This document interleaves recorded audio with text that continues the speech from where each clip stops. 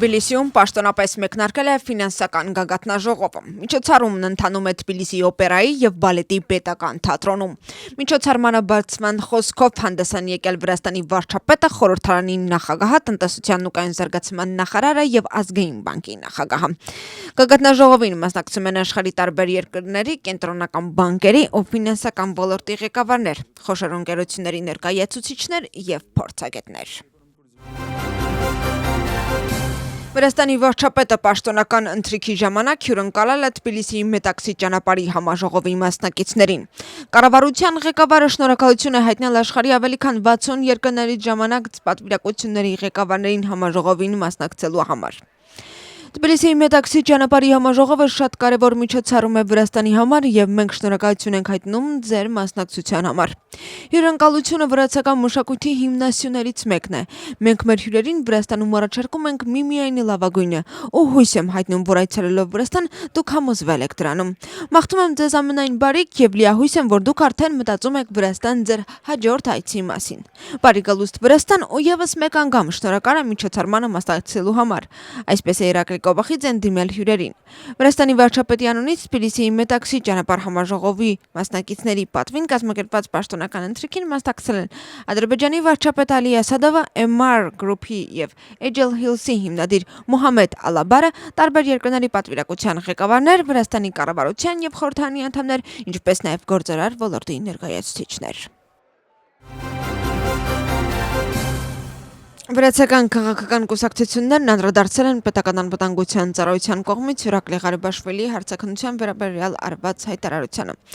Ընդդիմությունը շեշտը դնում է այն կետի վրա, որ դեռ մինչ հետաքննություն իրենք գիտեին, որ Իրակլի Ղարիբաշվիլին եւ վրացական երազանքը կոռումպացված են։ Նրանց խոսքով այս տեղեկատվությունը հաստատվել է նաեւ պետական անվտանգության ծառայության ու դատախազության կողմից եւ այդ ամենը հաստատում է, որ վրացական երազանքը ներգրավված է եղել համակարգային քաղաքական կոռուպցիայի մեջ։ Ըստ նրանց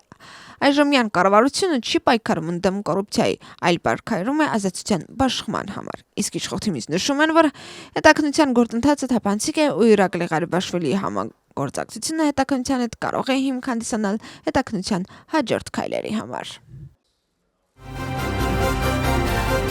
Քաղաքային դատարանը Գրիգոր Լիլուաշվիլիի հետ կապ ունեցող Կոբա Խունդաձեի նկատմամբ սահմանել է նախնական կալանք։ Հետաքննության տվյալներով Խունդաձեի տան խուզարկության ժամանակ առգրավվել է տարբեր չափերի կանխիկ գումար պարունակող 94 ծրար, ընդհանուր 1,319,300 ԱՄՆ չափով։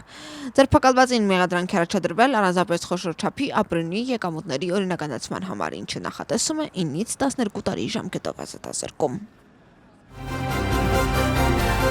Վրացական երազանքը սահմանադրական հայց կներկայացնի դատարան ոչ ուշ քան երկուշաբթի օրը, պահանջելով արգելել ազգային շարժումը եւ դրան կից կուսակցությունները։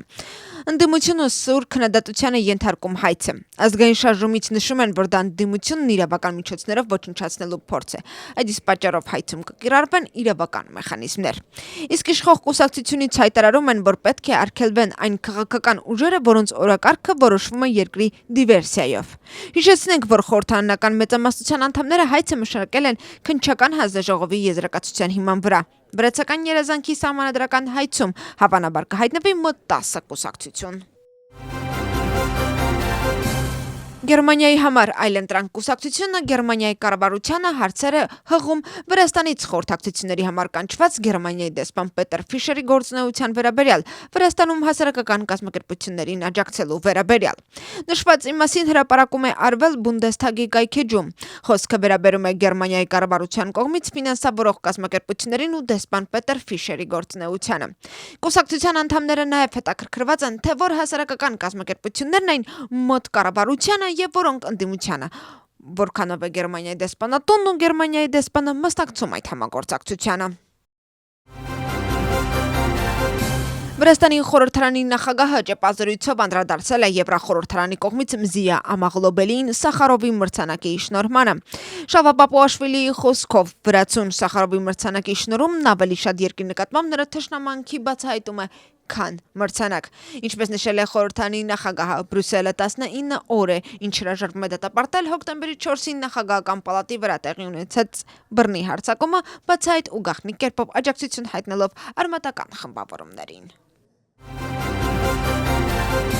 Գերմանիայի արտաքին գործերի նախարարությունը սոցիալական էջում անդրադարձել է Մզիա Ամաղլոբելին եւ Անդրեյ Պոչոբուտին Սախարովի մրցանակի շնորհմանը։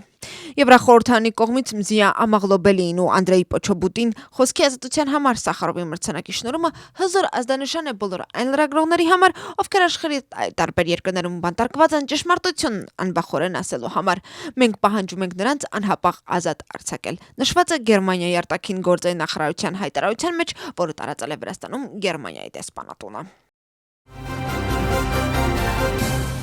Երեկ երեկոյան Ռուսթավելի պողոտայում աղմուկ եւ բախում էր։ Իրավապահ մարմինների աշխատակիցները խորհրդարանի շենքի դիմացից ձերբակալել են ցուցարարներից մի քանիսին։ Այն բանից հետո, երբ նրանք հրաժարվել են ենթարկվել ոստիկանության ճանապարհը բացելու պահանջին։ Ավելի փոքր բախում էր տեղի ունեցել հանրահավաքի մի քանի մասնակիցների եւ վարորդների միջև։ Մի քանի մարդ խոչընդոտում էր մեքենաների տեղաշարժն ու հանրահավաքի մասնակիցներից մեկը, որը բարձրացել էր պարակային ոստիկանության մեքենայի վրա, ձերբակալվել է ոստիկանության կողմից խուլիգանության մեղադրանքով։ Շտապօգնության մեքենան հանրահավաքի մասնակիցներից մեկին տեղափոխել է կլինիկա, որն իրեն վատ է զգացել բախման ժամանակ։ Դեպքերից կարճ ժամանակ անց ներքին գործերի նախարարությունը հայտարարություն էր տարածել կալանավորվածների մասին։ Գերատեսչության տվյալներով հանրահավաքի մոտ 20 մասնակից ձերբակալվել է վարչական կալքով։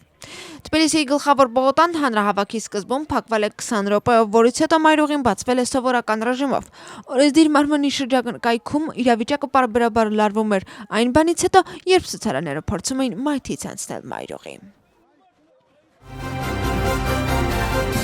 Երեկ երեկոյան իրավապահ մարմինների աշխատակիցները Ռուսթավելիի պողոտայում ձերբակալել են բողոքի ցույցի մասնակիցներից մեկին՝ Լիկա Բասիլայա Շավգոլիձեին, որը Վրաստանի հանրային հեռարձակողի հոգաբարձուների խորհրդի անդամ է։ Ինչպես հայտնի է, նա ենթարկվել է վարչական կալանքի։